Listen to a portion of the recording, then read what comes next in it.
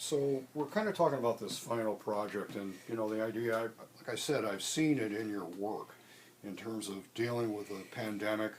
I'm really impressed with the painting that's gone on in it. You guys have taken right to it. There's a lot of variety. One thing you should do is look in my Professor Blackwell in the Messenger. I've put up like probably 50 images of possible approaches to how to paint, from portraits to kind of graphic design stuff. But anyway, pandemic living, so here's just some ideas. And I'll post this stuff.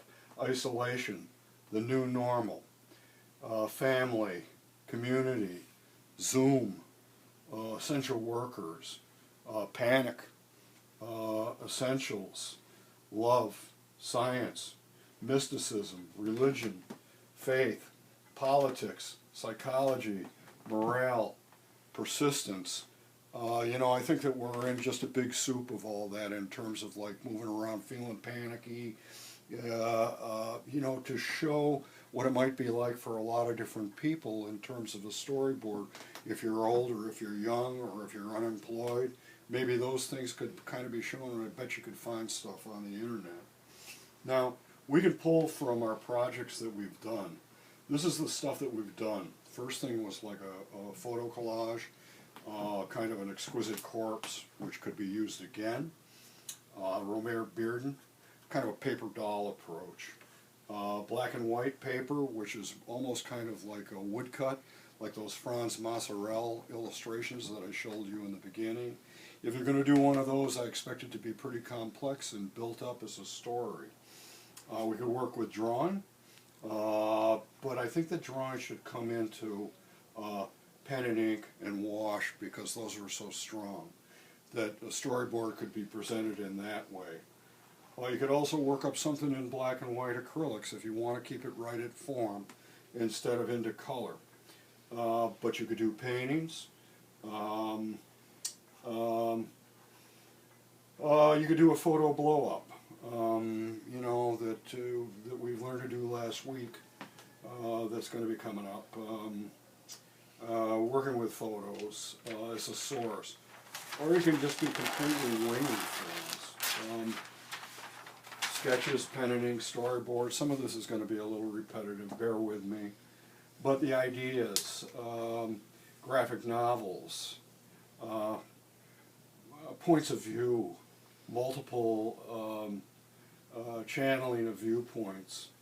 I just talked about this old, young, at risk, medical people, patience, fears, hopes, recovery, fears.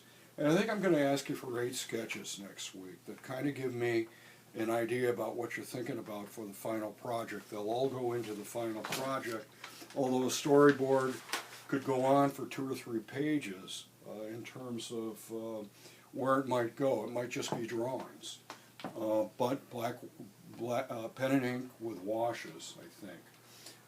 For collages, again, you want to go back and look at Romare Bearden, because towards the end of his life he's mixing watercolor, a photo collage, and he's putting all that stuff together. Textures, cloth, that could work. They're kind of like patchwork quilts in a certain way. So it's texture, color, watercolor, and you can make a big collage. You could end up putting 14 by 17 together, gluing 2 pieces together to make a 28 by 17, or the other direction. I don't know what that would be, but that could come up in any sort of a way. But I want studies, and I think that they should be, if they're photo collages, I think I would want 4 studies to figure that out. You need to figure out background colors. This could be combined with watercolor, pen and ink, a real mixed media piece. Turn into bigger collages, mixed media painting. And you can see that in those Beardens. They really point towards possibilities. There's shocking changes in those. For the black and white cut paper, you could look back at Franz Mozzarella again, the city, and that could be a theme, the city, in terms of what you know about it. But I think that they should be not exactly thumbnails. I think they should be 10 by 8, little panels, but there should be at least 4 of those, so that you know, there's room to work things around, and I think that they could be kind of storyboard, but I think you could kind of work with chaos with that too, in terms of like just throwing stuff down and then making a picture out of it in the same way that you did before, but more complex, more detail. I'm looking for more detail in the whole thing. A photo blow up, you could work with a grid again and make that as an illustration. You know, you can be truthful and faithful to the collage, or you, excuse me, you could exaggerate it. You need to think about interior, exterior. Where's the setting taking place? Is it outside in the city? Is it in an apartment room? Maybe also in terms of that, maybe a portrait in terms of someone that you know, but maybe with their interior life, and then what they might be thinking about, or even what's inside their head. Let this stuff bounce around inside you a little bit. You don't have to make a decision right away, but I think that next week when you post, I'll be shooting ideas your way as it goes along. On this one, sorry, this goes with this. So the formats, they could be storyboards. You could be making a commercial. I don't care if you're doing ads.